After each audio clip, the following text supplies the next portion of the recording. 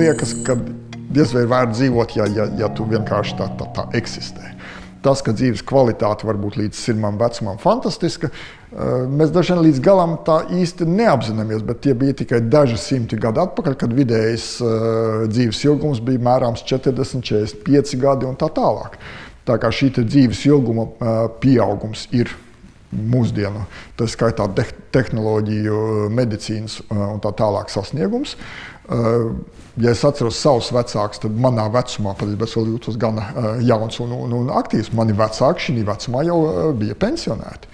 Līdz ar to šī situācija ir mainījusies. Tur parādās, protams, mēs zinām veselu rinda problēmu arī. Tad sabiedrībai šie cilvēki, kur vidējais mūža ilgums ir stipri pieaudzis, ir jāuztur. No otras puses, protams, mēs gribam, lai šī veco cilvēku dzīve būtu aktīva, lai viņi reāli piedalītos.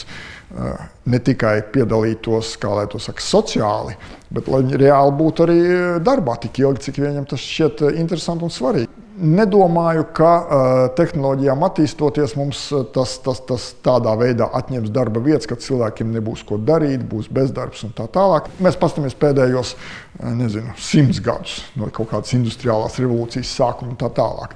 Tur arī tika savā laikā daudzīti darba galdi, mašīnas, sakot, ka šie tur konvejeri atņems darbiniekiem darba vietas un tā tālāk. Bija ļoti lielas emocijas. Vai rezultātā mums ir radusies sajūta, ka mums ir tagad daudz lielāks bezdarbs nekā viņš bija tur 150 gadu atpakaļ? Domāju, ka nē.